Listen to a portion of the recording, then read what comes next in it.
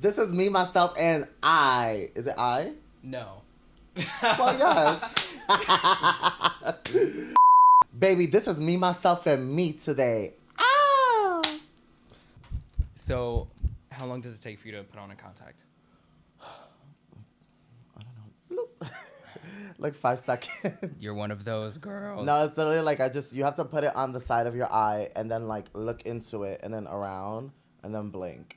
And then what I do is I do this little trick. I get like a Q-tip because you know how your eyes, if you have all that makeup on, because I put on contacts after I do everything. I see. Because if you do it before, you get all this powder in, like, it just feels uncomfortable. Mm-hmm. So I just, when I put it in, I just get a Q-tip and hold it to like the tear duct. So like it just catches all the tears, and I'm just like, bloop, I'm ready to go. You're a genius. Don't put that in. I don't need bitches stealing my tricks. No, boo, no. No, yeah. Let everybody else be late to the gig because they couldn't put their contacts in on time. I mean, I'm always late to the gigs, but whatever. It is what it is. You know, fine. I'm glad we had no clients in after this, or else this episode would have been They're chopped. like, right. Literally, my call time was 6:30. So I showed up at 7. He was like, "What's the ET?" I'm like, "Yeah, I'm in a car. There's a bunch of traffic." Oh, fully getting in the car, like, oh. That's me as hell. I'm like, I'm on my way. I haven't left yet. I'm really bad with time, though. Honestly, it's completely like, I don't know if it's the fact that I'm Puerto Rican and Dominican, but I be late, girl. I'm the same way. I'm Egyptian, queer, from DC, so I'm just like, okay, yeah, let me just. Let's add queer in there too, and that one. I'm gonna look at the camera a lot, by the way. You should. Because I'm like, No, how do you look? Your angle's gorge, right? No, I mean, listen, there's different areas to this. This is some legit stuff up in here. I'm like, I'm living for the lip sync. Yeah, the girls think I'm in a garage with a little pretty ring light. No, I see the little YouTube plaques. Are those yours? Absolutely not. Oh. One day they will be. Yeah, there's no, wait, what are those for? For other shows I record here.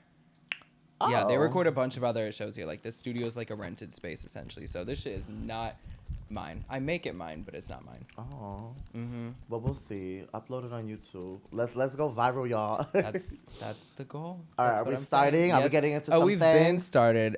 Thank you for coming again. Of course. I don't know if you know, but I've truly, and I say this to everyone, but like I only say to people that I mean it. Like, I've been a kind of stan of yours for a minute. Aww. Like, for a while, like since the early days of Janelle No.5. Wow. Yeah, like when you would make like pop-ups at Pieces. Oh, yes. Yeah, like in those days, like you would come into like Aja shows and make like little pop-ups and everything. Yes. And I was always like, now who's this girl? Yes, those were like baby Janelle days. Mm-hmm, what a young dumb bitch. But that young dumb bitch made you who you were today.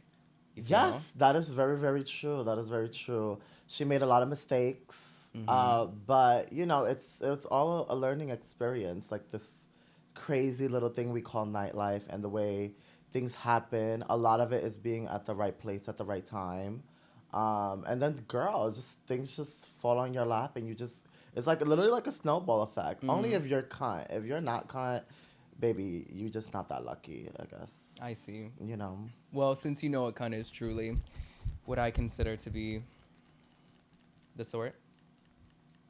What? Cunt. Oh, me? Yes. Oh, well, yes. Or you mean you're cunt? Yes. We're cunts. Exactly. I mean, I'm cunt, but I'm also a cunt. Love that. You know, but a sweet cunt, not like a not like an cunt. Actual cunt. Yeah. Like people, I feel like people have like this like a mindset that I'm like this mean person, and I'm not mean all the time, just some of the time. But I don't think it's being mean. I think I'm assertive, and I think that people expect like every queen to be super personable and super like sweet, and I'm like, no, that's not reality. That's not how everyone's not the same. Right. Like, shout out to the girls that are like, you know, cotton candy, super sweet, but like, bitch, I was born and raised in Brooklyn. We don't got time for that. Like, I've never had time for that. Right. So. And also what people don't realize is like most times when they see a queen out is when they're working. They're at work. Yes, we're partying, we're geeking and stuff like that. But say we're at the Rosemont, you need to get through. I see your fan from a mile away. Oh my God. People, you're not being rude. You just have to go. It's like, girl, get out of the way. I mean, honestly, working in the Rosemont, putting those two in a sentence together is hilarious because there's hardly any of that going on there. No. But I do have a good time. Shout out to the Rosemont. girl, go to zoo on Fridays. It's a key. Love. No, but yeah, I mean, it's really true. I feel like people expect, all queens to like be super like, and it's like, girl, no. A lot of the times, like we're working. A lot of this is like not only physically draining, but like socially draining. Like, girl, like there's times that people like confuse you with someone else, and you're like, oh, like that, or it's like the one like, oh my god, like we've met before, and I'm like, wow, I met like 100 people this week, like so it's like, I mean, it sounds cunty to say it like that, but also.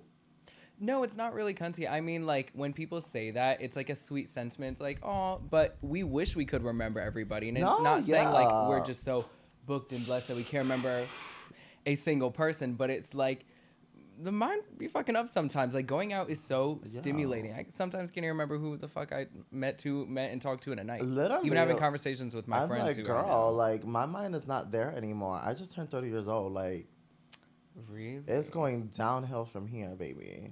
No, babes, uphill. I think. You think so? Uphill. Well, I am like scheduling some filler appointments. So work. What are we planning? If you I want don't mind sharing? I want cheeks down. I do want cheeks, maybe a little bit of jaw, definitely lip. And also anything else that they recommend. I'm always like, what do y'all think I need to do? Something. I mean, I don't think I need Botox because like I'm always like my face is always like. Just like that. I don't really smile a lot, so I don't really have like that issue.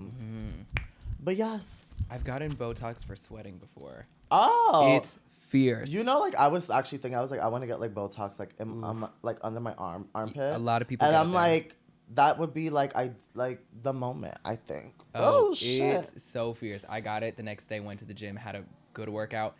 This was matte. Wow. And if anything, I was like glowing. Oh, it was gorgeous. So my question is, does it disperse in other spaces? Like, are you sweating more in like your back or your like other parts of your body? Yeah, see, people before me who've gotten that have said so, but I didn't really see much of a reallocation of my sweat towards my back. Like, I didn't really see anything. Well, I'll be wearing a lot of shit, like pads and stuff, so we'll see, girl. Like, at the end of the night, you like... That's what I'm saying. At some point, I was like, can I just get it? Don't go chasing waterfalls, honey. Right down. Jesus. Please stick to the lakes and rivers that you're used to. But But when did you start drag? Considering you turned 30 now. I just turned 30. May what sign are you? I'm a Gemini. Work. So I just turned 30 at the end of May. Is it still Gemini season? After my birthday passes, I don't. Same. I'm like, girl, whatever. Let me think. I mean, I used to like dibble and dabble in drag when I was like, I guess I was in college. I was like a senior in college, and I would like go to Escuelitas. Do you know what that is? I know the name. So it was called Escos. A lot of like younger people will not know it. That's right. But it literally was the only like 18 plus club.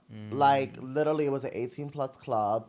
It was primarily like a Latin like club. Yeah. So I immediately like resonated with it. Like they were playing the type of music that I like. The boys that I like were there. Like you get what I'm saying? Absolutely. And yeah, I started to like just pump out in Guiche, like, and Kiki with the girls, and it was just a moment. It was like, that's what made me, like, of course it started on Halloween. It was like, girl, we're gonna get in drag and we're going to Esco, and yada, we're gonna get, like, we're gonna give it, we're gonna turn it, the girls are gonna be mad. Just so young and stupid. But it was very innocent, you know. I went with my girls from college, and like one of my other good Judy. She was like, I guess, like a part of like a group like the Famouses. Got you. Which is like, that was like the main like house that was like there. So she knew a lot of people. So I met a few people through her. I don't speak to her anymore. But you know, people just lose contact. But yeah, so that was like my first time, and I would dibble and dabble in drag. So I guess that was like almost like 8 or 9 years ago. And then I took like a break like from doing like drag for a while because it was just like, like I didn't know like if that was like the moment. And then I restarted again because I used to go to high school with Aja. And that's how I know Aja and Momo Shade. So I've known them for like almost like 10 years, honestly. Probably more than that at this point. yeah, probably like 10, 12 years because I was like, what, 16, 17 in high school. Like, I think it was like my junior year that I met them. So, and then when I started doing drag again with them, like we were just always friends. And then I started doing drag with them. And then eventually that trickled into meeting everyone else and stuff like that. Fascinating. So how'd you guys meet in school? Like, I actually didn't really care for Aja at all. I thought she looked crazy. But she was, I really got along with Momo a lot. But eventually I was just like, we were like, oh, well, like, bitch, you know, we're both like the divas, you know. Yeah. And then I was like, oh, let's just give it, you know, and it was fun. Like, she's really, really cool. Like, she's crazy, but she's cool. Like, a lot, I've learned a lot from her just with drag and everything like that. And people really forget how amazing she is at the art of drag. And I feel like people really sleep on that. Like, to me, she's probably like one of like the best performers I've seen. The way that I've seen her, like, literally like be at her house, tackle like a song and like literally like practice, get every breath of the song, like every little oomph, like syllable of the song. Like, she really like is that girl when it comes to that. Like that, like that's now kind of a meme now at this point, but that Give Me Tonight lip sync that. Oh, yeah, like that's fucking iconic. Like, cause she's just the good old days of TNT. Yeah, I used to do like pop-ups there. Actually, my first official gig. It's such a funny story. It wasn't Asha that gave it to me. It was actually Scarlet Envy because she had. I think she had Friday nights, if I'm not mistaken, at TNT, and it was a tip spot, and that was like the first official like gig, like performance. And I was like, it's just very funny. Like just like different back, connections and like how you know certain people, and it's like, oh, that's like so kind. And yeah, then I started to do like I know I had like a Wednesday night or something like that. But see, if you guys don't remember TNT, like that bar was kind. Where was TNT at? It was on North 6th and Berry. So it was like, honestly, kind of like it was like an oval like bar, and it was really long. Cute. And the first of all, it actually had a stage. Okay, love that. So it like when you think about Metro and like Rosemont, where the stage is like, you know, whatever. That one like actually had a stage. Like the DJ booth was like on the stage. There was like a little runway and everything. It was like that was fab. It was fab. Fascinating. That's the thing. It's like I don't mind like a little floor number, but like having a stage does it. Yeah, I mean, I don't do much, so most of my numbers are walking around collecting tips. But, you know, we can't not all of us is dancers, y'all. Yeah, not all of us are jumping off of boxes. Girl, listen, if I, like, jump off, or if I was to attempt to do a split one day, like, I don't think I'll be able to get up. I feel like I would just hit the floor and explode. And, yeah. Wait, let me get another sip of go for it. Oh, Jesus. See, I remember the first time I did a split, I was stretching for it and preparing for it, but I wasn't ready yet. Like, my testicles weren't touching the ground just yet. I was almost there, and this was back when I went to school in Miami. And so are you from Miami? No, I'm from DC originally, but I went to school there. Word. Do you miss DC? I love it. Like, I feel like I love it more as I get older. Whereas, like, when you're from there, like, by the time you're 18, you're kind of tired of when your When did you come to New York? I came here when I was 18. Let me not try to flip the interview. Sorry. I love it. Just over there, like, tell me about you. It's me, this is actually myself, about you. And Janelle. No.5. It's all of us, baby. We doing things a new way this season. What season is this? This is still the first season, but we're almost at 50 episodes. Season 2 coming soon. Damn. This is actually season 3, y'all. Wait, are you going to try to pitch this to a TV show?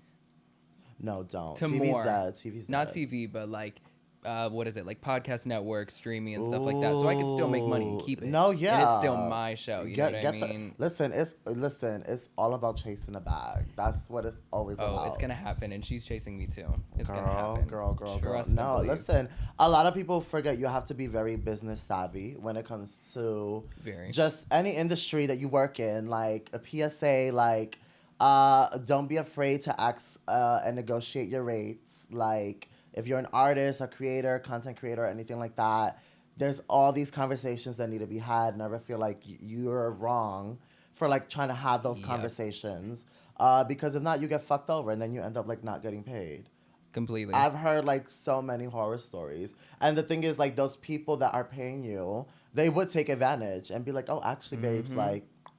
And most times those people that are taking advantage have more than enough to take care of whoever they're hiring. Oh, yeah. You know what I mean? Yeah, Which is the crazy But the thing thing about it is people forget, like, humans are greedy. Like, it's just.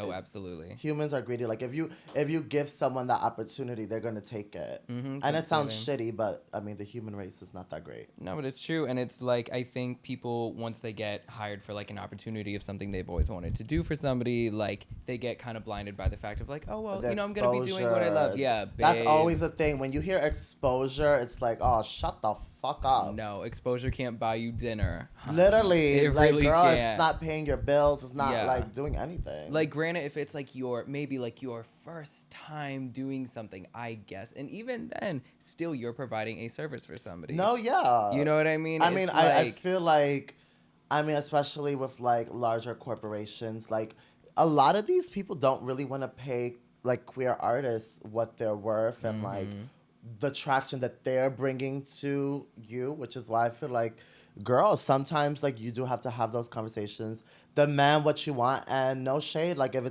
if they're not willing to give you that and they move on to someone else, you know, yeah, you missed the coin, but at least you have some respect for yourself, right? That's and a that huge thing. Is much better than some money. Listen, don't listen to me, girl. Do whatever you want to do. No, but honestly, it's true. I've had a lot of things where I'm like, my character or a bag that's not even like that high. That's not even confirmed. Exactly. Because baby, those little net 30s, it turns into a net 60, and then a net 90, and then before you know it, it's Christmas, no pay, and then when you threaten to sue somebody, then all of a sudden, all these funds come out the woodworks.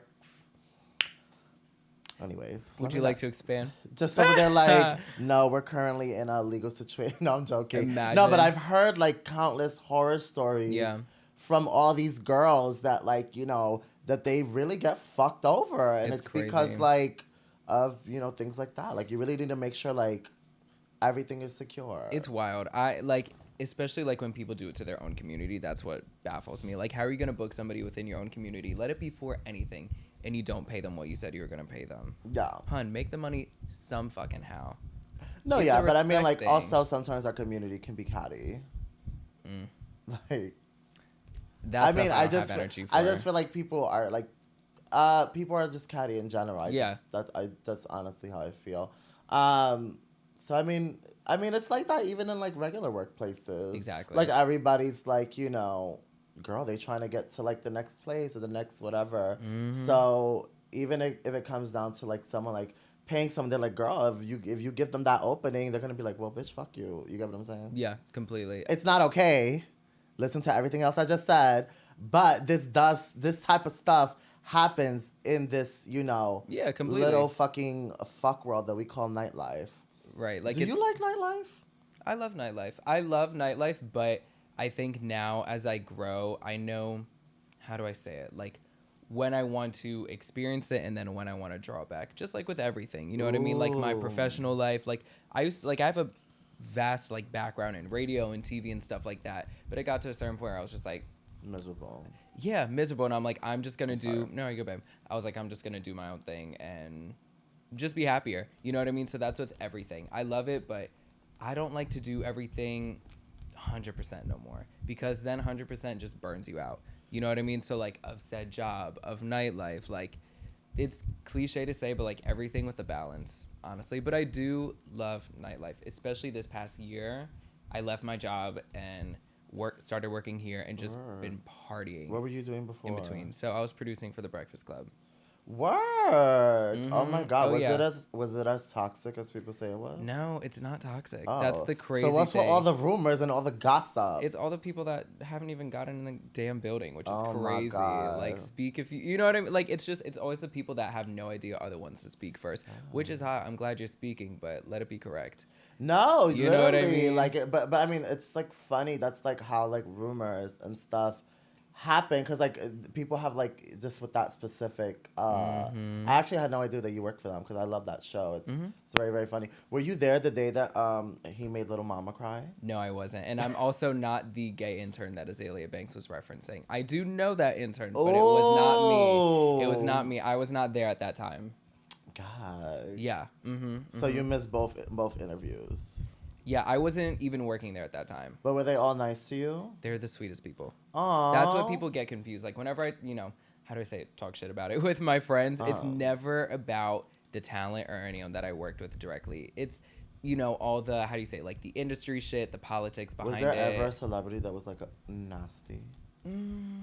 I can't remember because I don't know We'll them. bleep the name. The celebrities, I would say, just as a general statement, it's always the ones that are not nasty, but the least, like, how do I say it, personable. Are always the ones that, like, are the random nobody that like has... D-list, like a D-C-lister. Yeah, that has... Whether they, like, they have to overcompensate. Exactly. Exactly. God, say the name. We're going to bleep it. Honestly, it's been so long ago now. Like, I'm They're really still trying under to remember contract. who. They're still under contract. No, They're still under contract. Babes, fuck no. I was just part-time with those people. Wait, were you there the day that Nicki Minaj was there? No, I wish Oh my I was God. there. But I did meet Cardi. I'm trying to remember who else I've met during my time there. A lot of people, but it's always like the people with the #1 song out right now that's like a one-hit wonder that'll come in and like have a 15-person entourage and like you'll be like, hi, I'm so-and-so, and they're just like, God. and then I'm like, hi, I'm Joy, I'm gonna be producing your interview. That's when they're like, nice to da-da-da. And I'm like, yeah, I'm not just the MUA baby, like stuff like that. You said the mua? Yeah, because I was the only queer person on that floor. They thought you was the mua. Always. And we call it the mua. The mua. Oh, I know. Girl, be like, girl, the mua. Mua. But no, that was not me. But it's always the people that I met who are the sweetest and kindest people are always the legends that have had decades and decades. No, and decades yeah, I mean career. it's important. To just be like A cool professional, girl. clean, like sweet, But girl, when it comes to like randoms in the club, I'm like, girl, no. There will be like those randoms or like the designated demon twink of the night. Yes. You know what I mean? Oh my God. There like, was one just when they're drinking. Like I'm like, girl. Like, also, I'm one of those people. I don't like being touched in drag. Like if you ever see me say hello, I'm always like a. Yeah. I'm like, I don't like to give hugs. I'm like, it's very like I don't like being touched. Yeah. Like it's hot. And that's okay. Like it's okay not to like being touched. Exactly. Like people would be like, "Oh my God, you don't want to give me a hug?" I'm like, "No, not really." Like not really. Like I'm like, "Girl, it's fucking hot as fuck and sweaty in here." It's also like my body. Thank you for trying to make a decision for me. Also, you know it's like like I'm like I usually have like. And people want to like give you this big old hair. It's like, oh, girl, get off of me. It's like when somebody tries to hug you and they forget to set their face, and you're like, now. Oh my God, that's another thing. That's what happened with this. I have a little stain right here. I wore the shirt the other night. Was it Lana?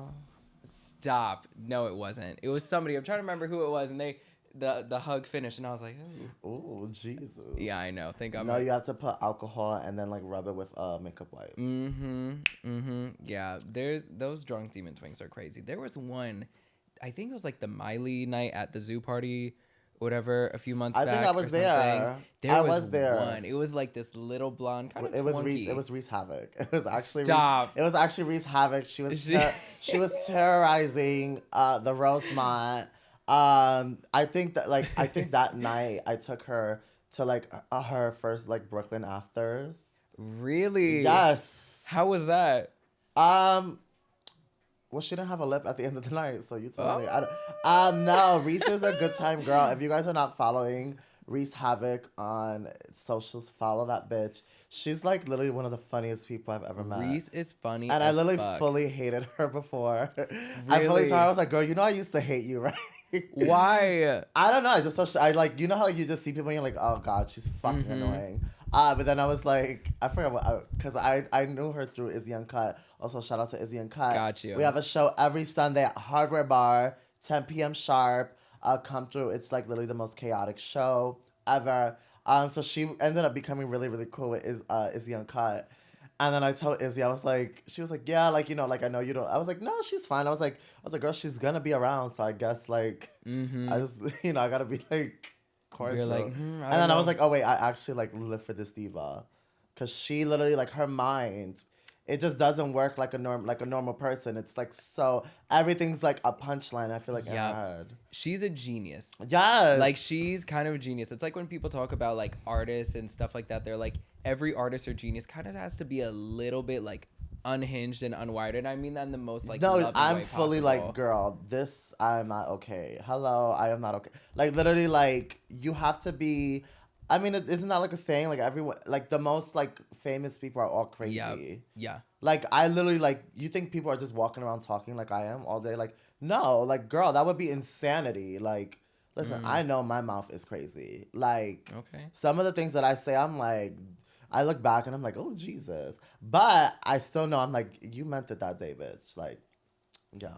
Do you talk to yourself a lot? Oh my God, yes. Isn't it so fun? Girl, literally, if somebody was to set up like a camera in my house, girl, did you ever see that video of like, it's like this girl on the train and she's like arguing. And then she's like, that's literally me. Yes. Like, that's literally me all the time. I'm having full-blown conversations. It could be about like the most random stuff, like planning a party. I'm like, no, girl, you got to do it this. Maybe this one would be good. Da, da, da. And I'm very animated. I like to talk with my hands. So I'm like, girl, like if somebody was recording me, like, girl, this bitch is fucking crazy. Yeah. And I am like, I'm the same way. What I'll do is like rehash like old arguments that I had previously, God. And I'm just like, oh, now if I said I don't do that because then it just fucks up my whole day. Like I literally would be in the best mood all day, and I start rethinking an argument. I was like, girl, I should have just rocked her shit. Boom, like real quick, and then you're like, and then you just leave the whole day. You're like, damn, because you're thinking about it. Be like, I could have did that so differently. Like, oh, and then you think about all these like 5 little reads and comebacks, and you're like, oh, I could have got her real good for that one. But listen, it's best to just not. But I mean, if you do that, it's normal. I feel like everyone does that. Everyone like, or if you're like in the shower, you're fully like rehashing like, you know, a moment. The shower is my office. Like, really? Oh, I take extremely long showers because I'm doing everything in there. Not only am I washing, hydrating, exfoliating, all the things, but like I'm writing my Oscars acceptance speech. I'm, writing my memoir, producing my biopic, like every single thing that you could think of, I do in the shower. God. And I leave feeling amazing and accomplished. Wow. Oh my God, that sounds like it could be a commercial, like a Dove commercial. Can we get it sponsored? Wait, that would be really hot. Girl, this like, wait, literally, all right, so we have to like edit it, like, girl, put like the little and it's like, you're like, I'm planning my whole day, exfoliating. There's like cleansing. A thought bubble. It's me at the Oscars being like, I'd like to thank my mom. Listen, it's still Pride Month, y'all. Listen, get the corporate gigs. The corporate gigs. That's what I'm saying. I would love a corporate gig shit, even if they draw me by midnight of June 31st. No, literally. I mean, what is it? July 1st, it's like, girl, get the fag off the TV. I'm not watching that. Even like you'll see it on LinkedIn. Like they'll all have like their icons, like all rainbows and stuff like that for different companies. Yes. And then July 1st, it's like, back to regular scheduled programming. Was there ever a homophobic experience at any of your workplaces? Good question. Not from the direct talent that I've worked with. If anything, like in the best way possible, they utilize me as one of the only queer people there in the best way possible. So say if we did have a guest. What is it, like the secret weapon? Just like, girl, get the diva. I mean, a lot of people call me that, so do what you will. But so say like we were to have maybe like a guest that was known to be homophobic. So say like if we had like Boosie on or whatever. Bless everybody in the journeys that they go through. But like he does not live for the divas. He sure does not, girl. But it's funny because he was really nice in person, which is what I will say. No, I mean like, and a lot of his team were, which is funny. So I'm like, they doing something right. But say if there's something in an interview that we needed taken out, like they would kind of call me in and just be like, so like, what do you think about such and such? And I'm like, I'm not the spokesperson for my community, but what I could say is this might look a certain way or might offend said person. So let's cut that. It still offends everyone regardless. I mean, girl, like were any of them like DL, the DLs? No, not of like people that I've worked with there. No. See, now it's getting no. Listen, this is the DL chaser portion of the interview. The DL chaser. Are you a DL girly? Like, do you go after DL men? No, I have a man at home. Oh, that's so lovely. But in terms of the DLs, the down lows, the chasers, the one that likes the divas, I mean, it's all a fetish. It's literally all a fetish. Yeah. Like, it's like, girl, they be roaming around $3 bill. Literally, girl, I was at $3 bill. Shout out to Julie J. Stand up was fab. Whatchamacallit? There was like a chaser up in there, all over, groping the girl. Oh my gosh. Fully went into the dressing room. Yes. What? Girl. I was there and I did not even know this. Just what? Like, girl, you would have been like, where's security? No, literally, like that. It happens often. Like, there's people that go to like, oh my gosh, like these places and they're like chasers, but it gives off like very like predator. Like it's fully off like fetish. Like, it's fully like, girl, what am I, like, what I'm going to roll down my pads? Like, that's not it. Like, not for me. Like, it's like, no. Has it happened once? Yes. Okay. But, you know, I'm taking women out, so, you know, I gotta,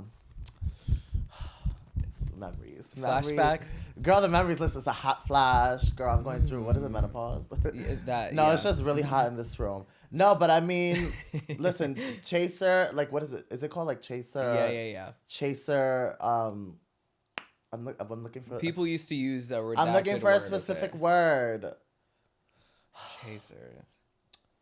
It'll come to me People later. used to use a certain slur and then chaser. Like, they used to say a T word. Oh. Yeah. They used to say that back in the day, yeah. Lord have mercy. Just like... I was about to say. We call them the DLs. The DLs and the chasers. Just... No, but I mean, it happens. They are at all these venues. Sometimes, like, that's why I tell all the girls, like, really be safe. Like, you know... Never leave your drink unattended. Like, yes, you know, like a lot of the girls, especially like the newer girls, they be on these trains and stuff. And I'm like, I'm a taxi girl, okay? Like, I'm in the taxi, I'm out the taxi. It's not the most, what's the word?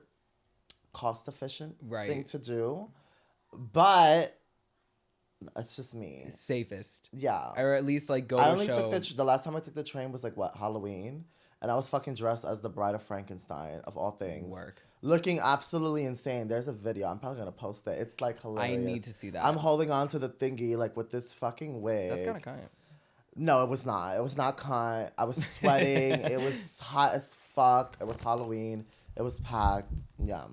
Yeah. I used to do drag in Miami, and that shit... You used to do drag? Mm-hmm. Oh, We had this conversation earlier. God. Yeah. Wait, you kind of have, like, a fab face. I know. I realize that now after the fact, and I'm like... Don't do it. Don't ruin your life. Yeah. Don't. I'll have a cute comeback one day. Do it, just like girl, as a one time, like a one night only special. Do like Dragnet or something. A what? Like Dragnet. Do you know what that is? No. Oh, well, end the conversation. Wait, explain. No, it's a competition at Metro. Oh, okay, work. I thought you were telling me something new. I was like, what is this? No, you've never heard of it? Yeah, I have. It's like the oldest like drag competition. I think the oldest drag competition in Brooklyn. Maybe I'll make a pop up. Or do Mother or something. Days. I've heard of Mother. Yeah. Or girl, just get a little gig at the Rosemont. The girls, easy. Yeah, anybody gets a show. One of these days. Yes. Perhaps. Well, yes. But yeah, I remember I was going to a gig once and I was in a lift, and this was back in DC because I would do shows between DC. Shit. That's okay. Girl, I gotta readjust. Oh my God. Gorgeousness, glamour. No, I'm just like, girl, I'm literally gonna be I'm looking at this camera and the monitors right there. That's why I'm facing the opposite way, because my ass the whole time will just be girl, I thank God this side is like this way, cause this lace, honey. All right, sorry. Continue. No, she's looking. Am I good? Am I good? Beautiful. Okay. A treat. Let me get to the another eye. sip. Oh, absolutely. But Maybe yeah, that's why I'm sweating, because of this. This I don't know what this is. It tastes like watered down alcohol, but it's kind of fab. next Pride comes around, she's booked with them. Whoever this brand is. Bluebird, hard water. If you guys need me next year, girl, I'll do a little campaign. It tastes good. I'll reach out to them. Girl, they send that shit to the studio. Listen, That's an ad right I can there. sell anything, okay? That's it. A marketing genius. I am the marketing genius, okay? Jesus. The Kris Jenner of All right, drag. so you say you were doing drag. Yada yada yada. Yes, I was in You have a picture? Yes. Let me see. Let's go. Did you do your own makeup? Mm-hmm. Oh. In the beginning, it was rough. So you are a mua. Yes, I am the mua. Well, yes. Not at the Breakfast Club, but outside of it, I was the mua. But yeah, I was in a Wait, lift is Charlemagne? No. God. He has a lovely wife at home that he loves and adores. Yeah, I don't know. do a lot of people. Hey, yeah. If you want to shoot your shot, go for it. Oh no, babes. Not for me, honey. I'm trying to get the tea, okay? Listen, this is a setup. I'm trying to get the tea from her, okay? Honestly, there's not much, and if so, I'm keeping it all up in here until the memoir comes out, babes. You're gonna have to buy it to sip on it. Trust. It's like, wait, what is the tea? There's not really. See, there's not. Well, you see, see how you get her? It wasn't there's no tea. There's not really that much tea. So there is some sort of tea to be spoken about. Catch Barbara it. Walters right here. Listen, look at her. Wow, I am, this is your show now. You baby. genius. What do you add sound effects? I can. Exactly. Boom. With this we'll little throw wooden her fan, in whatever. there. This is a video before Phase 2 was even out.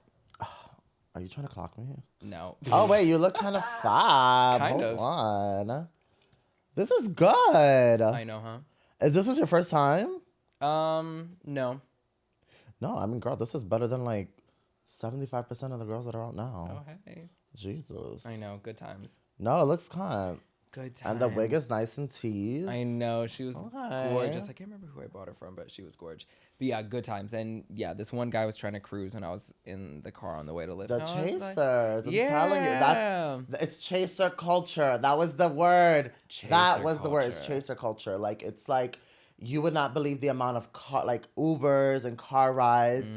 Like, they live for the divas. Yeah. And it always starts out with, you look really pretty tonight. You smell really nice. What are you wearing? Yes. They're making a little more Or they like look back. You. Like, you can always catch them looking in the little rear view mirror. And you're just like, no, I'm like, you are not trying to switch lanes on this road. Girl. You don't need to be looking in there as often as you are. Yeah, I mean, before I was like a taken girl. Listen, Miss Mamas used to get it popping in these streets, baby. Okay. Oh, did she really? Absolutely. As oh my should. God. Listen, if you've ever been to any of my shows are literally like not PG at all. Love. Like I literally just hosted the H&M. They did like a world record largest drag brunch. So we literally are in the Guinness World Records for like the largest drag brunch in history.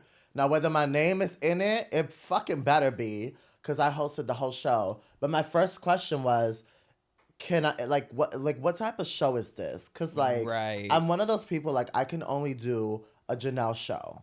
Like I can't like for me to host something, it would be really difficult for me not to curse or for me not to be like. Like, you get what I'm saying? I love that though. That's you being authentic to yeah, that's like, your brand. And then they were like, oh yeah, it's fully like do whatever you want, yada yada yada. Work. Also, shout out to H&M. They donated $300,000 to the Marsha P. Johnson Institute, fierce. And it was fab. They all were there, and they were beyond sweet. And I guess I'm a part of her story now. So, is the book out now? What? The Guinness record book? I don't know. They just judged it. We need to see that. That's hot. Just like maybe they'll release it next Pride. I don't know. Gorgeous. No, but yeah, that was like major. But what we were talking about, oh yeah, Chase. We could just skip the Chasers. Listen, the Chasers is really they like the divas. They like the divas. See, the one thing Chasers do remind me of though is like there's always that one guy at every single club night or whatever that's like the hottest one there, but he's also the most fucked up. And it's around like the hours of like 3:30ish, and he's kind of going up to everybody in the crowd. You know what I'm talking about? Or at least for me, as I don't really like pay attention to yeah, people so like that. when I'm going out, I'll always notice, or at least back in my like younger days. Just like, wait, how old are you? I'm 26. Oh, word. You're still young. I know. What are you talking about? Like when you were like what, 21? Yeah, exactly. Like what, 3-4 years ago? 3 minutes ago, yeah. Listen, I mean, not for nothing. 3 to 4 years, it does make a difference. That is a lot of time. That's what I'm saying. Especially like in our 20s, like each year is so different. I look back at like 25 and I'm like, who the fuck was this girl? Even though that was literally a few months ago. Just over there, like I know, but I mean, a lot can happen in a short amount of time. Mm-hmm. I think it's just a little less believable, like when a twink says it. Anything a twink says, I'm like, Yeah. now we gotta think. Do you about consider this. yourself a twink? I consider myself gorgeous, but I'm trying to think what else. A gorgeous twink. Do I consider a twink? I think so. I'm like, your frame is very like small and petite. How tall are you? Wow. That just cured all the voices inside my head. No, Thank you for that one. I would consider you like, you're like very small. I'm and like, petite. I'm not a twink, not yet a twunk. You know? What's a twunk? Apparently that's like a thicker twink. So girl, now they have like all these like subcategories. Right. Oh my God, what is going on with Gen Z? I think I'm like Jesus. 5'8", 5'9", something like Does that. Does height matter, or is it more so just like the fresh face? Listen, it's like I don't have a special knowledge on twinks. To me, it's just like, oh, work. Like you guys are just all this like cult of. I see. As long as you're not like a demon twink, because that's like No, that's a whole. demon Now twink. that category is fierce, honey. You could like smell a demon twink. Girl, from a yeah, mile because they away. normally won't do shit or anything. Ooh. Jesus. Wow. Yeah, no, I'm okay on the demon twinks. I really wonder if I'm gonna have an answer for you by the end of the episode if I identify myself as a twink. I don't think and it's I okay do. if you don't. Literally. Yeah, like, I don't think I identify. I'm fully as a not twink. trying to coerce you into falling into a category. Oh no, I'm here for the conversation because I have friends that where I'm like, yeah, she's a twink. Down. Work. So you have been called that before, right? I don't think I've been called a twink before. I think I'm just like short and have a fat ass. Well, yes. Well, well, you know what? I believe in science. We'll take it. Mm-hmm. You know, you can also make your own category. Boom. That's a good point. You see how we did that? And we will have that answer at the end of the interview. Are there little like pause portions, like commercials? Wait, this goes on Instagram or this YouTube? goes on YouTube, Spotify, Do you be Apple adding Podcasts. your shit down? How many ads do you have per video? I have no ads in this bitch yet. Suddenly at some How are point. you paying for all of this? I work here. No, I'm saying That's like, how I do You it, have so to at it's least free. put like one ad, right? Because that's how people make money. Well, I have babes. ad blocker on. Don't get it twisted.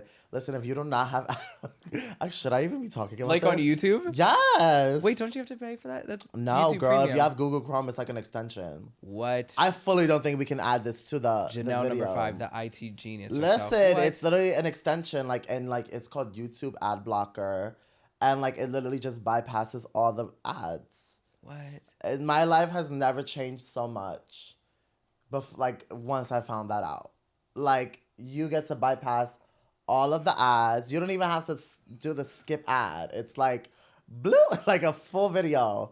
Girl, I be watching 56-minute videos, and it's fab. Like no ads. Are you serious? Yes, girl, I'm Wow. gonna show you. Listen, girl, fuck all that ad stuff. But for this video, keep the ads on so we can pay for this shit, okay? Girl, make your money. I know. I'm in the process of getting ads and sponsors. And Yeah, whatnot. because I think they like if you have ads on your video. Also, don't listen to me. This is me just assuming stuff, but just knowing how things work. If videos have ads, I think they're more likely to show up on the feed and everything. Yes, because you know it just makes sense, wouldn't it? Yeah, exactly. Everything's about money. Everything's about money. Everything's about money. When did you learn that? Drag. Well, I used to steal a lot when I was young. No, I'm joking. Drag? Well, no, not even with drag. Like, before, like, I was doing this, I literally was, like, at a general manager somewhere. Where? I'm not going to say the story, but I literally was doing, So we can like... get into my Breakfast Club tea. Yeah. Spill it. Just over there, like... Anyways, it was a fab store at the Time Warner Center. But, like, I literally was, like, I was, 21 years old, a full manager. And I fully lied on my, like, resume.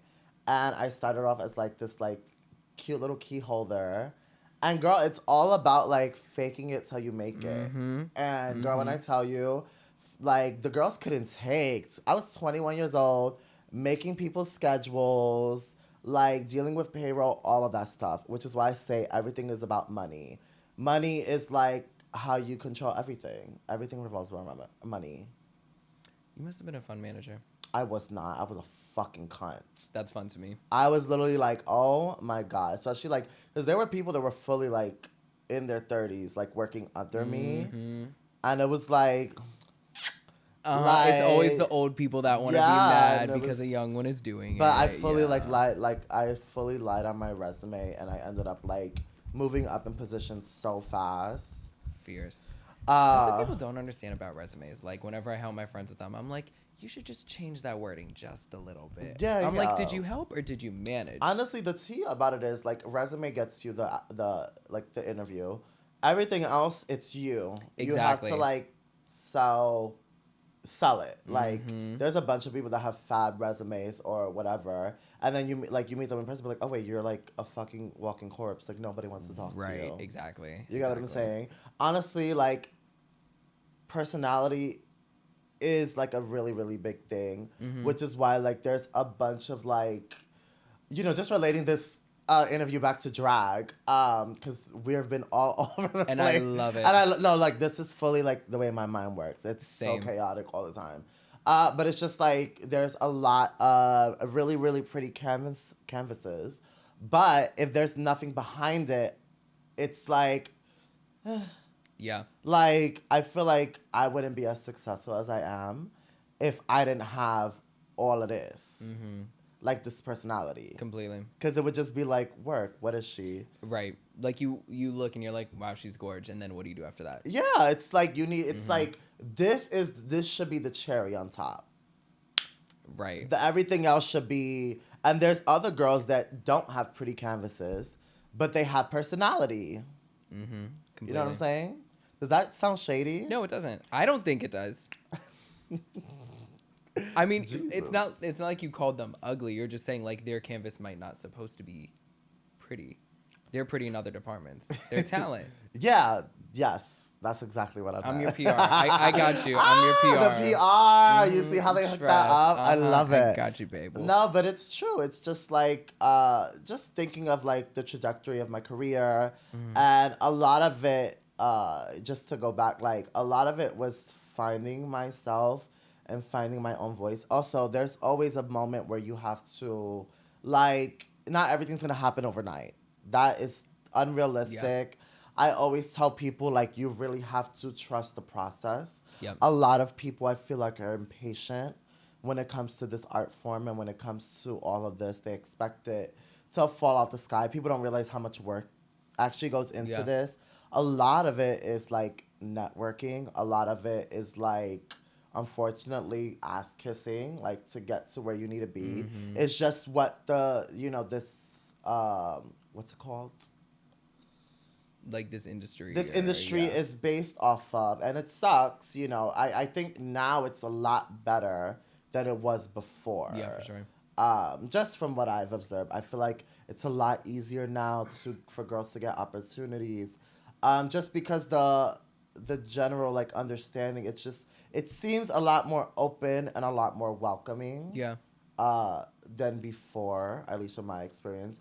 Like, I mean, I even remember, like, even before Aja got on Drag Race, like, it's like, you really had to fight for your spot. Like, drag is a very, very competitive industry. Like, it still is. I just don't feel like it's as competitive as it was before, where it's like, it's more so now, like, sisterhood-ish, I guess.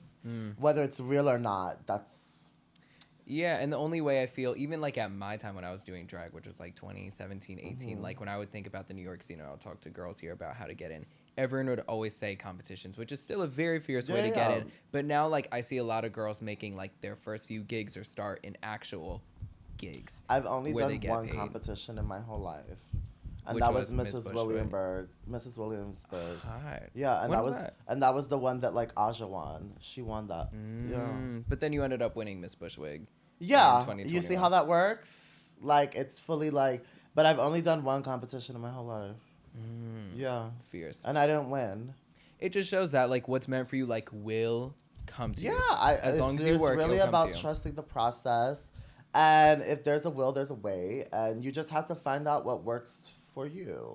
Like some girls do great in the competition market, and some girls stay stuck in the competition market. Yeah. Which is, I mean, there's also nothing wrong with that. A lot of girls, people actually really do love to compete. Like, even if you look at the pageant girls, Completely. they really do enjoy the art of competition. They like the package. the pageantry. The like, bitch, I was the best this night.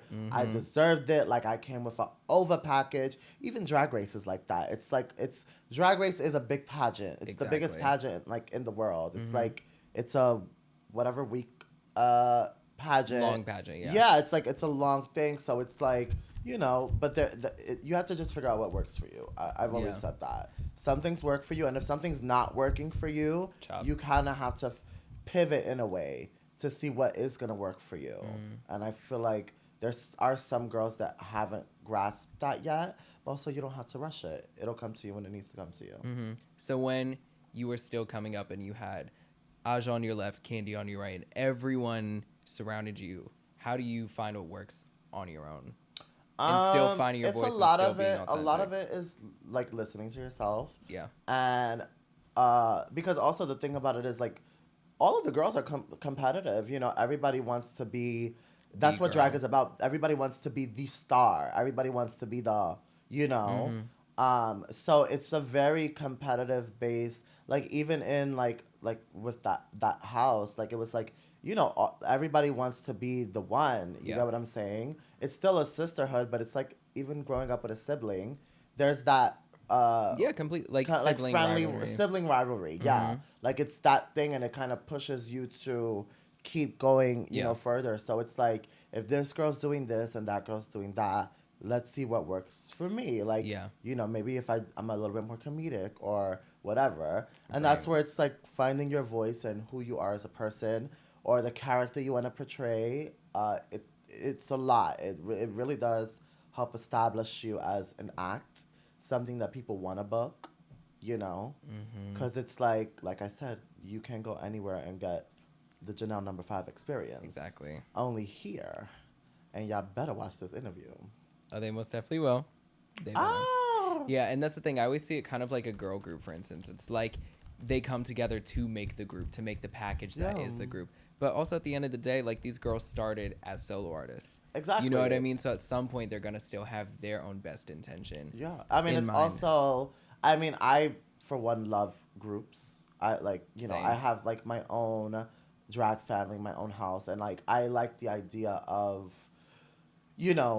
group ensembles. Yeah. But it's also important to like have some sort of individuality about yourself. Something that makes you, so that when you do come together and do something, it's twice as fierce. It's great, and it's like work, like this is cunt. But when you break off and everyone's doing their own thing, it's like work. You're still your own individual, your own artist, and you're doing what you need to do. Yeah, exactly. One thing I love, like just looking at your gigs and whatnot, just seeing like stuff that's been reposted on like Instagram stories and everything. I love the fact that you still, despite your experience in drag and like how far you've gotten in, you still look for new talent and you still make room for new talent. Oh yes, of course. And you're always doing things that encourages drag in the city to keep on going, even if that means welcoming in new faces. That I feel like it's kind of like my duty, at least for me. I'm not gonna speak for everyone. Yeah. But I feel like for me, I feel like it's kind of my duty.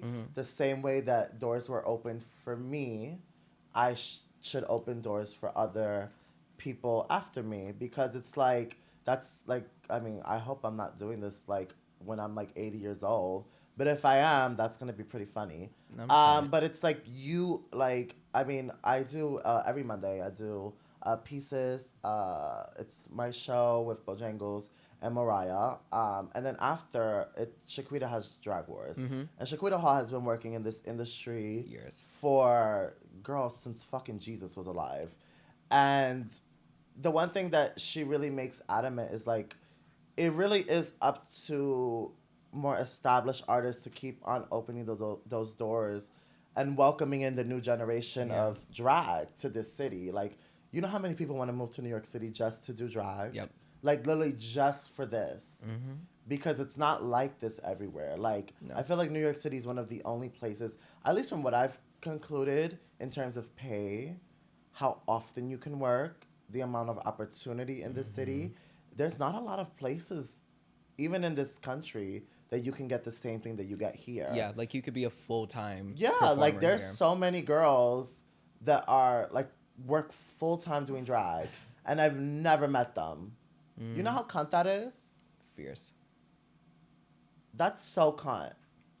You get what I'm saying? Yeah, like completely. This, like, it's not a big city, but there's girls that are working 5 days a week in drag, and I have no idea who they are. Yeah.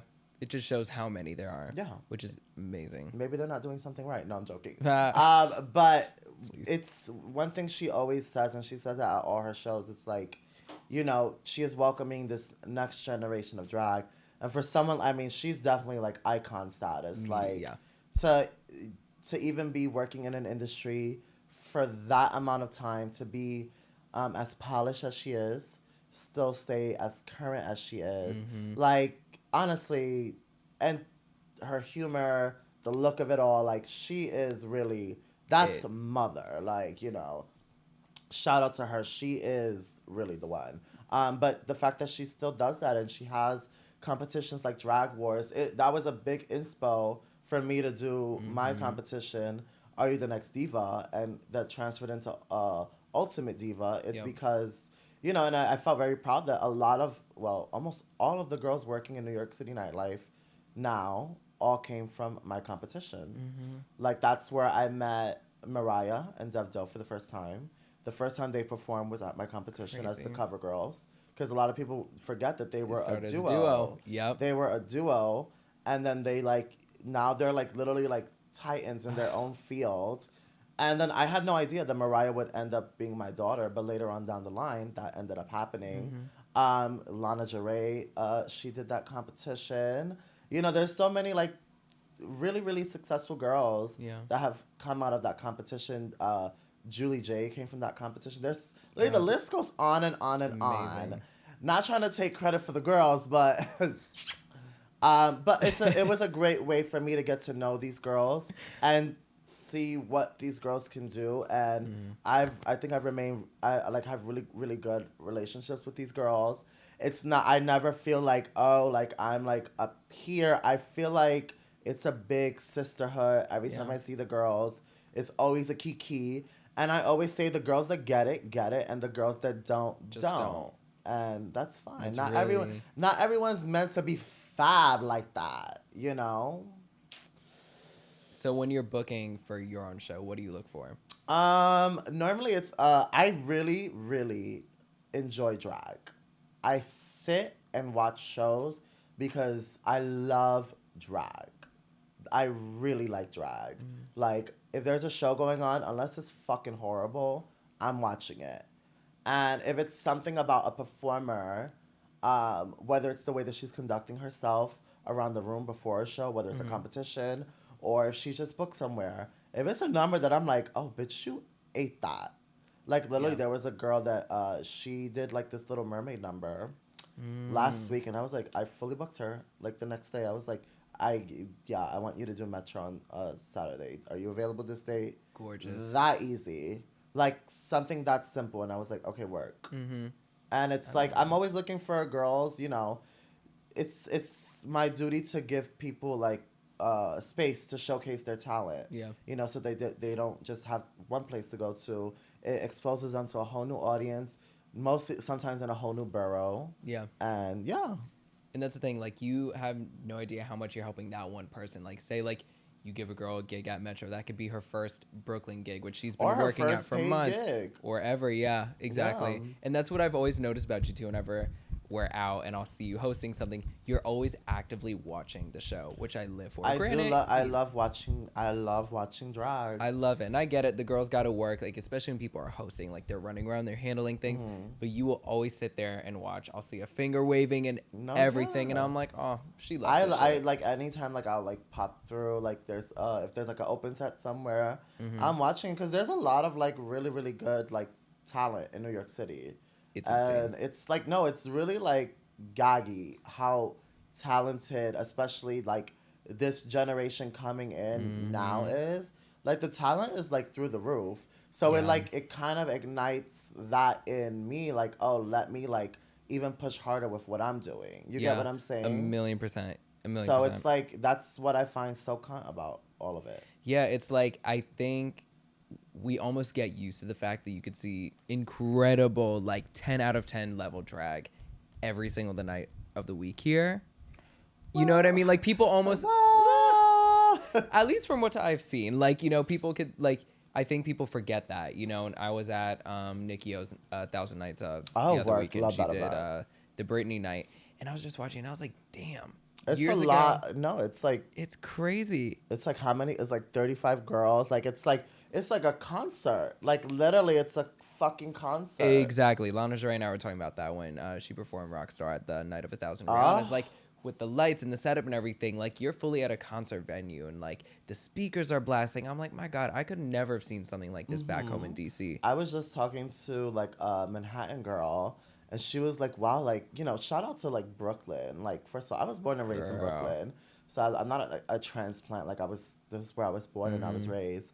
But it's like crazy to hear like girls from like Hell's Kitchen that they're like, the production value that you guys have here is major. It's like, insane. You guys are like doing big productions. Like, Nikki O has Night of 1,000. Like, Baby Love does Factasia, which is like a full thing. Also, come on the 24th. I'm playing Mr. Krabs in the SpongeBob Factasia. Come on, everybody. Tickets on sale now. They might be sold out. I'm not sure. But yeah.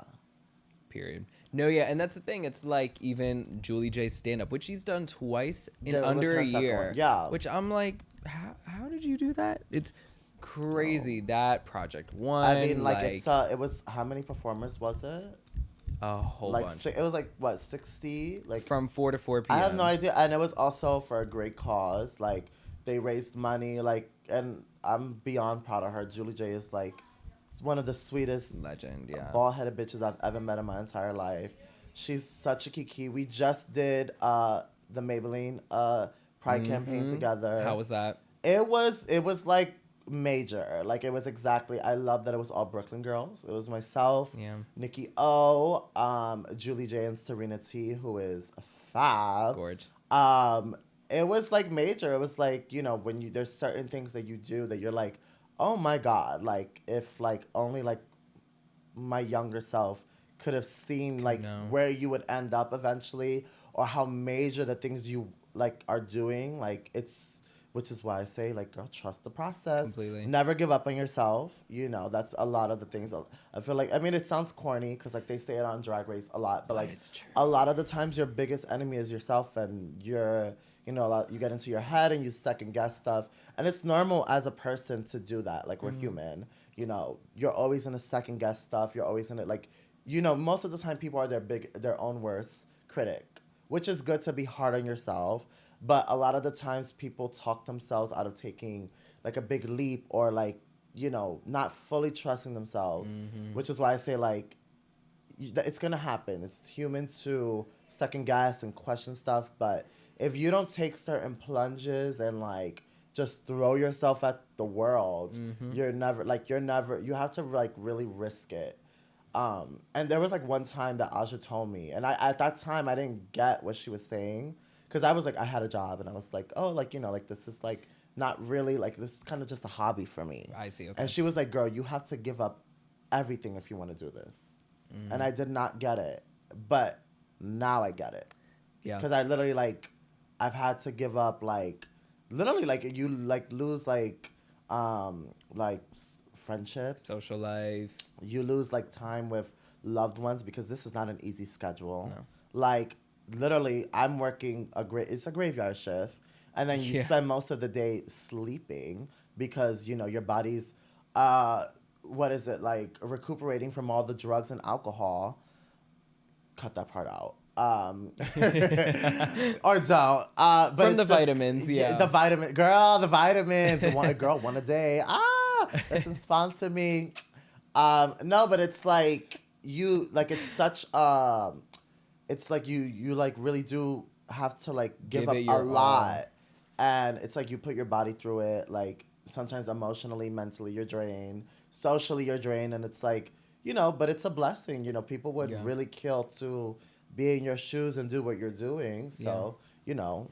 I get to like do this for a living. Yeah, it's like an interesting trajectory people have to go through to get to quote unquote like the top or just to achieve whatever they want. You know what I mean? Like they have to go full like foot on the gas, etc., drop everything. And then you kind of get to that certain point where say you've achieved what you've planned on achieving and you kind of now could take a look back and you're like, okay, how can I still do this but also still taking care of myself? Yes. You know what I mean? And still making it like realistic. But everybody needs that era where you're just hungry and going after it. I would say for me, like there was a portion of my career where I really was working like 6 days a week, sometimes 7.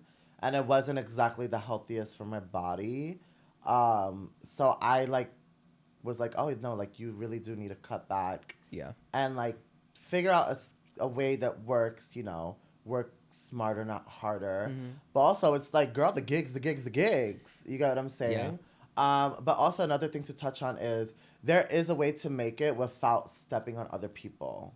And there's a lot of girls that think that is the way to make it to the top, like, you know, cut them low. And it's like, I'll say this, like, it'll catch up to you eventually. And there's so many examples.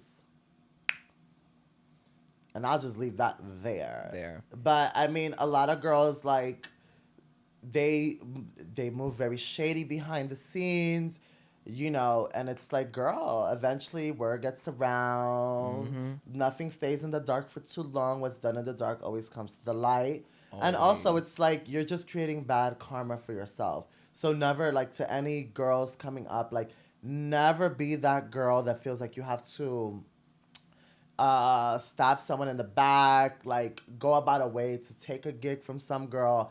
Listen, I'm telling you, the $150 is not worth it. Like, it's just not. Like, you know, there's certain ways to keep yourself as a person and as a human, at least, you know, feeling great about 1,000,000%. Yeah, like yourself and not being a fucking cunt. Yeah. You know. And I always say that, like, if somebody has to go to that length to get something for them in the first place. Oh my God, how fucking good are you? You must be shitty at what you do. Exactly. You're probably not that sickening. Literally, exactly. That is like, be sickening. Don't be a cunt. Don't be a whack bitch. Exactly. Or a hater. We don't like a hater. See, my thing with hater, like with being a hater, it's like it takes so much energy. Yes. You know what I mean? Even if I don't like a person, which is possible. Yeah, I don't like a lot of also, people. That's also, you don't have to like everyone. Actually, Dev Doe like made this fab status on Twitter. She said, even like if you're you don't have to like everyone you work with. Yes. That is completely fine. Not everyone's in a, like Janelle No.5 is not going to be everyone's cup of tea. But I will be someone's cup of coffee. Trust the Duchess, okay?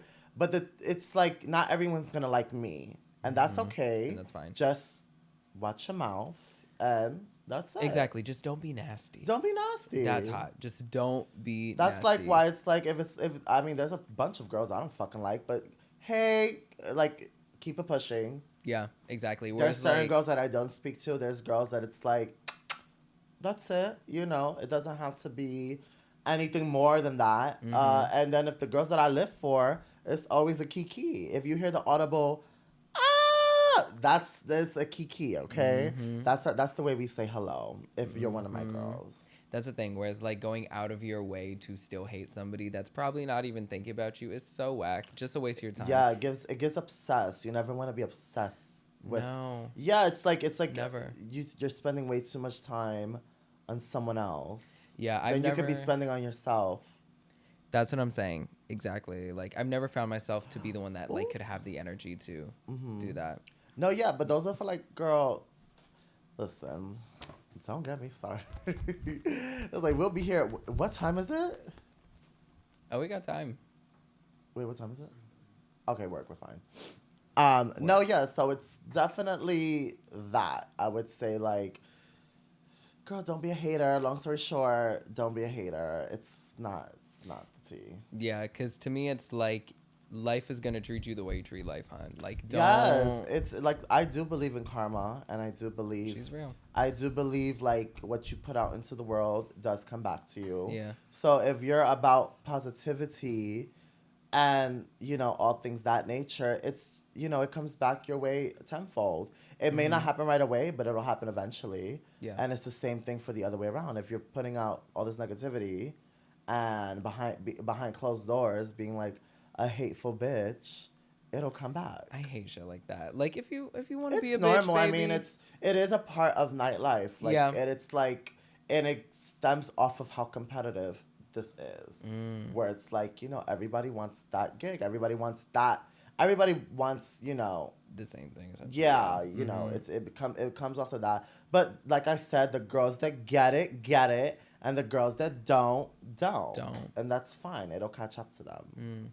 What's the most recent thing you've learned from your job, from drag? Ooh. Let me see. Most recent thing that I've learned. I don't know. Honestly, it was probably what you just told me to do Botox on the arms. No, I don't know. The most recent thing I've learned from my job, I switched over to gin and tonics. Work. How's that been treating you? Not that great, to be honest. I might switch back to Vodka Rebels. Vodka Rebels. Honestly, always. I don't know. That's a very loaded question. I feel like I've learned a lot of what I've had to learn, like monumental things. I feel like at this point, a lot of what I'm gathering from what I'm doing is definitely work, like you're doing what you need to be doing. I see. And I always feel like I'm on the right track, on the right path. But in terms of anything recent,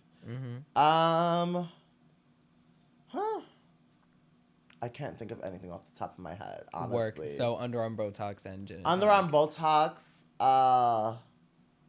Yeah, that's about it. Underarm Botox. Or I could say, the one thing I would say is I've learned to make a little bit more time for me, because there are times that even when you're when I'm off drag, I don't only just do drag shows. I produce a lot of my own events. Yep.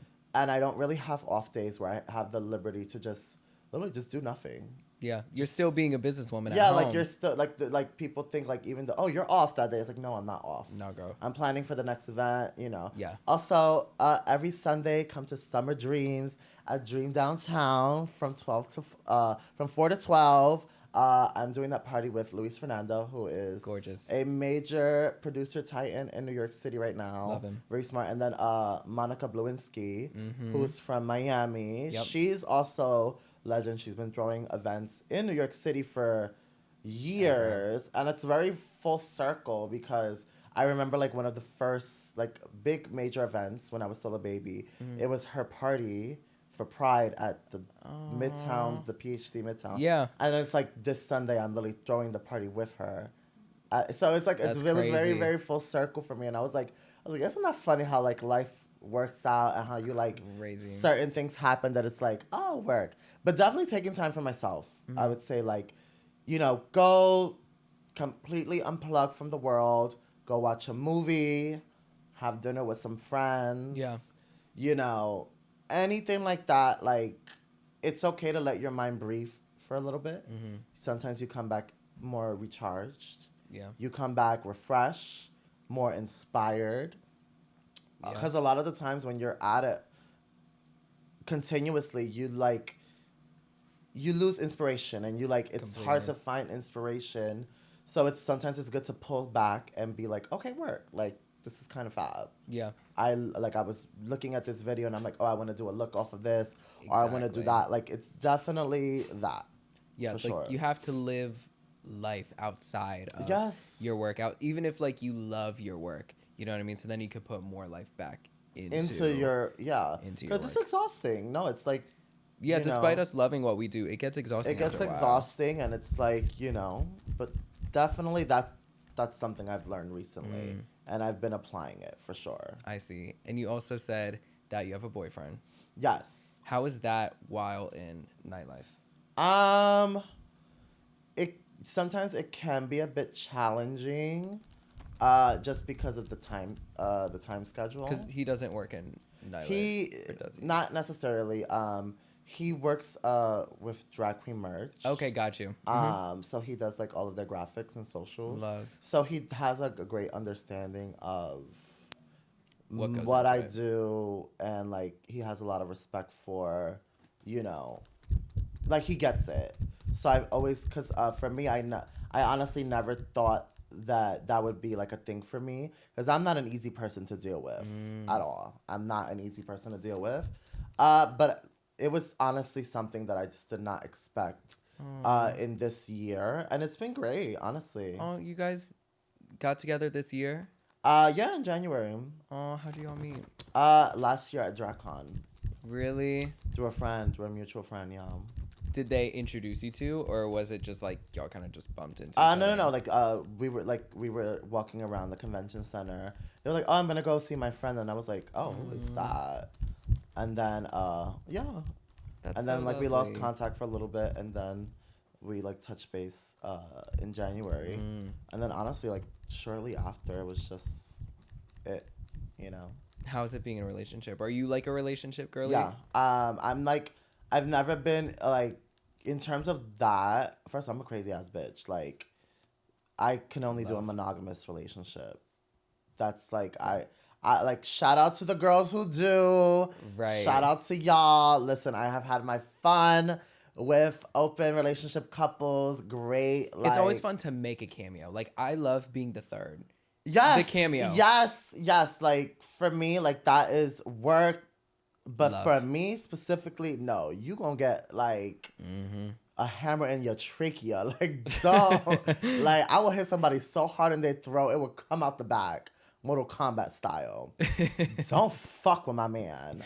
But no, it's something that I just, it's never been a priority for me. Ever. I've never been that girl, like, that it was like a necessity or, you know, not to sound like self-centered, but like, to me, like, what You're was, about your shit. Yeah, like, what was always important to me, well, first of all, I didn't fucking have time for it. So it's kind of like funny how it just fell on my lap, and it's been like, you know, definitely, it's been different, but it's been great, which I'm like, I'm very, very happy. He definitely brings out the sweeter side of me. I'm not as like, I guess, like, snappy as I once was. So I'm definitely a little bit sweeter. He brings out the domestic diva. Well, yeah. Well, yes. No, but it's good. It's good. That's yeah, good. I'm very happy. I'm very, very happy. Good. I'm happy to hear that. Yes. Is there a tissue here? There should be. I think there's paper towels in Can that someone pass closet. me I could a grab paper you towel, one. please? You want to grab one? For girl, I think it should be around that corner. Thank you, baby. Oh, let me take these off. This shit's Work. hurt. Thank you. You're all good. Thank you. All right. It's like, girl, it's a little warm in here. Oh, it is, especially with these lights. Girl. I know. And the other studio, the AC is just as worse in it. Is it really? Yes. I went downstairs this morning and I was just like shaking. I'm like, hi, can you please turn up the AC? And they're like, I think it's on already. And I'm like, oh, good to know. I mean, whatever. And I came back It's up here for and free, listen. sweat just as much. Right. Exactly. Okay. I can't complain. She said, listen, if it's free, we will deal with the heat and it's fine. Like, okay, I'll just order more blotting papers. It's all good. Literally. Because all right, we're good. Right. But no, I love hearing about that. And I think I love seeing like the girls that are really sweet in really good relationships. It's like whenever you see like a really nice straight girl and she has like a really hot boyfriend, and I'm like, yeah, And that's people what she don't talk deserves. about that enough. Like, being like, dating and drag is really hard. Like, a lot of guys don't get it, and there's also that culture of like gay men not liking anything feminine. So even like getting to the point of that, you know, and like I said, a lot of it is sexual. It's like it's purely sexual. But when it comes to dating a drag queen, it really does take a fab human being to do that, because it's, you know, you're dealing with someone that literally most of the times that you're able to see them, they're in drag. So you have to be comfortable with that. And you have to also be able, like, it has to be someone that is able to, you know, take you out of that. Yeah. which is something that I'm lucky to have, that someone's able to take me outside of all of the chaos of nightlife. Yes. Because nightlife is like a whirlwind of chaos. Yeah. Like, you never know where that night is gonna take you, who you're gonna run into, if there's gonna be a fight at the bar. Like, Yeah. it's a chaotic, swirl. But just hearing from a lot of queens, like, getting in relationships is difficult as a queen. Yeah. There's not a lot of guys that I feel like a lot of gay men have a issue with femininity. Like, it's something that they don't particularly care for. Completely. Yeah, like, I mean, they could be comfortable in their gayness, but then, like, say somebody on Grindr they're talking to yes, press-ons or whatever, they're like, oh, I'm not into that, or acrylic. It's literally you know what I mean? like something like that, and it's like a lot of it is feelings that they probably like. It's anonymous, because it's like, if it's something as impersonal as like Grindr or Sniffies. I mean, granted, those are like hookup apps, but I mean, even on Tinder, it's like, girl, it's all the fucking same shit. They're all hookup apps. Same like, shit.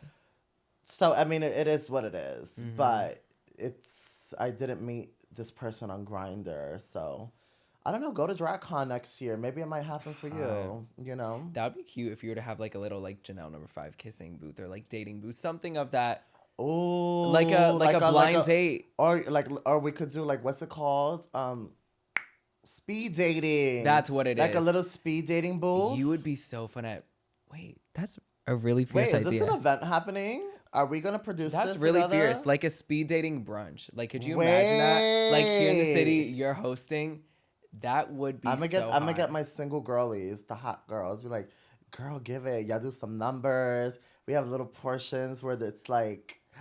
Wait, this would be might beautiful. Be something like something like a hot girls brunch, or like a, you know what I mean, something. No, of like that a sort. drag speed dating. Yes. Brunch, not food.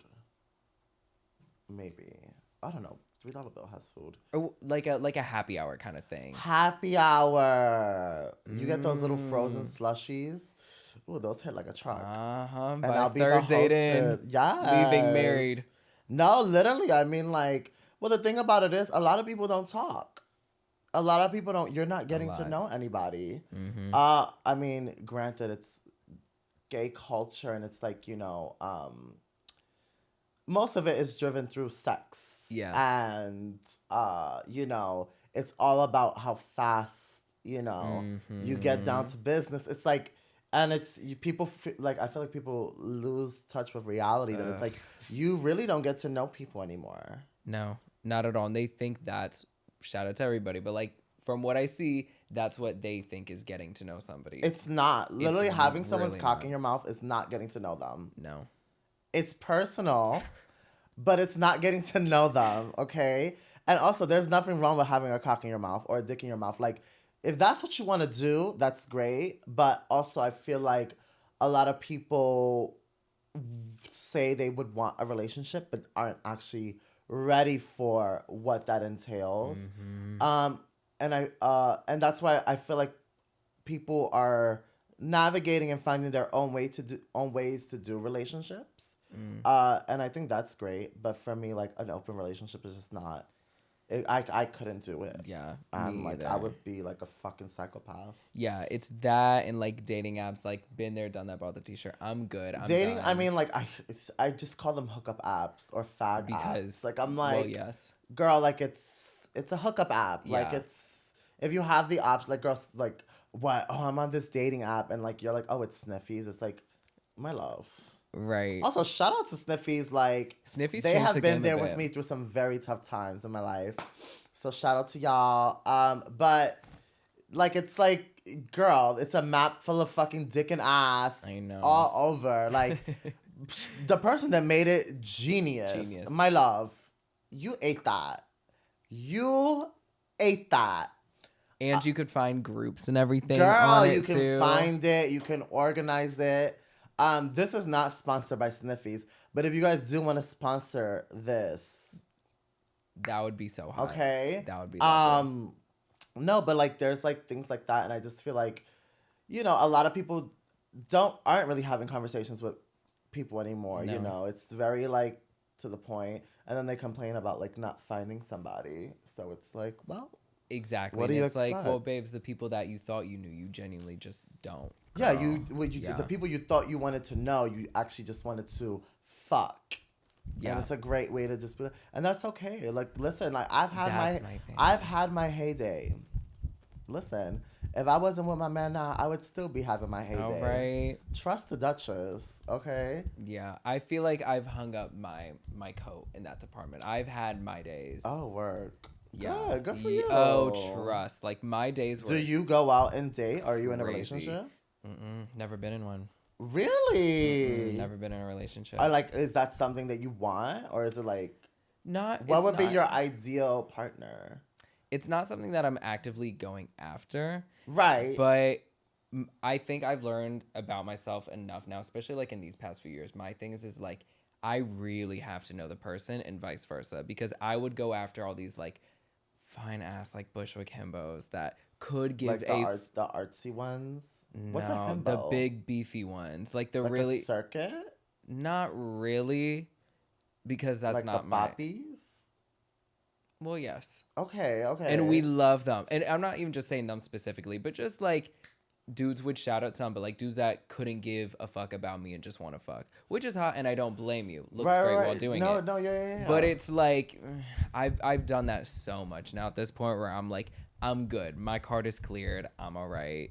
I'd rather be, if I'm fucking somebody, I'd rather you at least like know me or like want to get dinner after. Right, like, or at least know your name. That's what I'm saying, because see, listen, that's the key to it. Like, you see how sweet that is? Like, give it, but then go to dinner after. Have a little chuckle, a giggle, a laugh after. Listen, it's like a reward. It's like, okay, you held out all this time. You didn't eat. So after the slayage, go to Cheesecake Factory. Go to Red Lobster. Something exquisite. That's romance. You get what I'm saying? That's like romance. Literally, like that's what you call romance. Like, where is the romance? Where is, the stuff? Like, nobody gets anybody flowers anymore. No, they really don't. And yeah, my man be getting me flowers because he knows I love flowers. What's your favorite flower? Roses, red roses specifically, but no. I love a yellow tulip. I think it's so That's dainty. so kind. Isn't it? Just the name, like, yellow tulip. It sounds like a perfume, don't It sounds like a perfume or girl. Something. Yellow tulip. You know what? I might request those next and make it my thing. Like, yeah, I like yellow tulips. He's going to come back with red roses. You're going to be like, what the hell are these? What the fuck is this? Slam them on the floor, throw them out the window and shit. No, but I mean, you'll probably find someone. Oh, I'm not worried. It's gonna happen. No, yeah, it'll happen one day. When you least expect it. Oh yeah. But like, things. Do you have like an ideal like guy, like in terms of like, would they have to have the same like interests as you? Interest in terms of just like what we like. Yeah. And shit. See, kind of. Well, yes, but I also love learning from people. So like, for example, like, I'm not really looking for somebody that's in like my field of work, for instance. Because I'd like to learn something new about somebody else and somebody else's life. But also I would still love to bond about the same music taste and stuff like that. Like, so kind of like... different, but have like a middle ground. Yeah, exactly. Okay. Like yin and yang a little bit. No, yeah. That would be lovely. Yeah.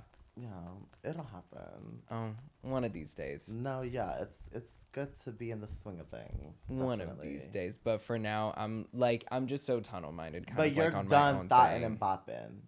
Yeah, okay. And I have my moments if I want to dibble and dabble and go also, back. there's then that's nothing lovely. wrong. Like, listen, there is nothing wrong with like.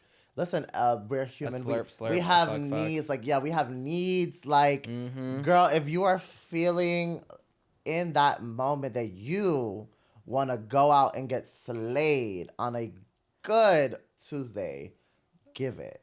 By all means, make sure that you are, checking yourself regularly, being responsible. But in the meantime, I mean, girl, give it. There's nothing wrong with like a good slayage. That's what I'm saying. Yeah, a fine, what is it called for cars? Like a tune-up or something? The zhuzh. Houston, we need the zhuzh. Girl, that's what it's called. A little zhuzh up every once in a while is fierce always here and there. Okay. But I'm not doing the same thing I once was. No. Because I used to be a nightly diva. Word. Oh, that yeah. seems like a lot of effort. Oh, it was. Oh my god. Oh, it was. Yeah, no, yeah. I mean, like, back in my heyday, I would, like, go to, like sex clubs and everything. Actually, the first sex club I ever went to, I went with Candy and Aja. They took me to which was the Cock. Oh, how was that? Girl, when you go downstairs, it feels like you're going into, like, hell itself. Like, literally, like, it's these stone stairs, and then, like, you just see the lights getting dimmer and redder, and then you walk in, and it's like the fucking pits of hell. So there's like, literally, like it fully looks like hell. So like you like go to the right, and there's like a mosh pit, like and then over there's like the bar on the left. But there's like it's so dark in there. Like there's also like this like little inner cubby area that's like there's. It's like it was fab. It was fab, sissy fab. Like. Yeah. She was the original dark room. I mean, is it still open? I don't know. I don't even know if it's still... I mean, girl, the Cock is never going to close. But, yeah, that was the first time. They took me my first time. Yeah. I've never been. Listen, if you can go to... I've been to a dark room, but I've never been there. Well, it's like one big dark room. Yeah, exactly. Because they, like, have, like, close check upstairs, but I don't think anybody uses close check. You get what I'm saying? Yeah, yeah. Like, fascinating. There's not as many sex clubs open anymore. Like, I remember there was, like, Paddles. Paddles was one. And I guess that everyone goes to, like, the Eagle now. Yeah. One of my friends bartends at the Eagle. Work. Interesting. Yeah, the Eagle's, like, you could always, like, find a corner or something, or, like, basement even sometimes. Well, yeah, but then, like, the security would be, like, so fierce about it. Really? I'm like, isn't that the whole, like... point? That's the whole point of the bar. Yeah, we're here... on drugs, dancing to bad music because we don't want either or. Yeah, like nobody's going to the Eagle to listen to the music, okay? Like, the music is creating the atmosphere. That's when you hear that like oomph, the little. It's a certain it's certain music that you hear that it just makes you. Ooh, like girl, it gives Queer as Folk down. If you guys never seen Queer as Folk, like not the new one, like OG first the episode, OG, like literally, like I was a young little gay, like a baby fag, like watching that show, like because I came out when I was like 14 years old. Really? Yeah, like my mother, like she like literally sat me down and was like. Basically, like in my words, like my love, like she like was like. Do you have something to tell me? Really? Yes. I mean, she's a Virgo, so she's like gorgeous. very like to the point. But it gave very much so like my love. Like, you want me to open the door for you? Literally. Well, she kind of did. She just wanted me to tell her, and then she like told everyone for me. I didn't have to tell anybody else. My mom did the same thing. Really? I like when it comes to telling everyone else, and I love that. She was like my little PR. She like so fierce. Fully like she just wanted me to like say it to her so that I felt comfortable. And after that, she gave it. Like she was like Miss Chatty Cathy all over the city, just giving it. Like, girl, she was more excited about it than I was, honestly. No, but yeah, like that was so I came out when I was 14, and I actually came out to her before I came out to like my friends like in school. Damn. But once I came out in school, I was like, oh my God, where has this been all my life? Like I'm like, girl, like just like everybody would live for it. I guess it was a great time to come out. I don't know. That's gorgeous. No, yeah, I had like the most amazing time in high school. 14, yeah, I didn't come out until I was like 20, girl. Like, wow. Yeah. I feel like with me, it was just so like I was always the diva, always. Like I always was like this. So when I started doing drag, was different, but But I mean, even then, it was just like it makes sense. It definitely makes sense. I was always like, was artsy. Is that what they call it when you're growing up? Like, oh, he's artsy. He's like, going through phases. He's going through a phase. No. What is a girl? No, he doesn't have a girlfriend. He just has friends that are girls. But the posters in his room, well, he wants to be them, not fuck them. Literally. It's just like, no. Yeah, like, oh my God, Britney Spears is so fab. Like, fully doing the, like, girl. Like, yeah, no, like he likes Raven from the Cheetah Girls. No, I was giving it, honey. Yeah, no, I want her shoes. I don't. Just like, no, I wanted to be her. Trust. The Cheetah Girls was it. Cheetah Girls. It really was. We need a Cheetah Girls show one night. That's just. Should there be like? Should we like do like a come on everybody like Cheetah Girls? You know what? That would be beautiful. Dev should do that for like sister. That would be. That would be so kind. That would be so good. That would be I'll beautiful. be Dorinda. She was always doing like that one like cartwheel you know what? thing. Let's rethink that. I can't. I just realized she was the dancer of the group. I mean, spiritually, you could be the dancer. I was always my favorite was Adrian. I agree. The Puerto Rican diva. Adrian Bailan. She's Puerto Rican, right? Yeah. Is she? I believe so. Adrian Bailan is not talked about enough in terms of how kind she is. Like, especially. She's fab. Like, oh my God, she's. I like, honestly. Everything. She's fab. In the second movie, which like we love everybody, but she ran that second movie. Oh, the one in Barcelona. Barcelona down. She said, "Oh my God, home. no!" Like they like, and even in the third movie, I mean, I liked the third movie. People didn't like it because Raven wasn't there, but I mean, listen, you gotta support the Cheetah Girls regardless. I hope they do like a comeback. That would be fierce. But that's like why anytime like all of the girls get back together and do like a show at Pieces. When was it? I don't know if it was like, was it the anniversary of the show or recent? Like we had everyone back, and we always end with like Cinderella by the Cheetah Girls. Yeah, I saw that on somebody's story and I was like, I wish I was. Yeah, there. no, like, and it's just always an erratic thing where it's like, oh my God, is everybody like in town? Because I mean, like now, like the girls have been on Drag Race, like you know, like their schedules are busy, they're killing it. But when people all come back, it's like, you know, work. Yeah. Fierce. My love, thank you for coming. No, yes. Girl. Listen, this was fun. I have this beautiful little salsa here. Bluebird Heart. Are you guys sponsored by them or no? The studio is technically, I guess. I'm not, but I just might be after this. Ooh. Anyways, no, this was fun. I had such a good time. No, this was a carry. This was great getting to know you. Like likewise, genuinely. Yeah, this was like very conversational. But anyways, like my name's Janelle No.5. Right into there, babes. Baby, my name's Janelle No.5. I guess we're signing off. One last question. Yes. What would you tell baby Janelle No.5 on this day? Let's end it deep. With seltzer in one hand and the face. Right. Oh my God. Isn't this so fab? Honestly, I wouldn't tell her anything because every mistake that she made, every friendship she made or friendship that she lost, it's going to lead you exactly where you want it to be. Because I'm literally doing what I dreamed I wanted to do. 100%. And trust the Duchess. Always. Cheers. That's the fiercest shit I've heard on this show. My love. Ew, thank you. Fun. We'll see y'all next week. Bye. This was con. You ate that.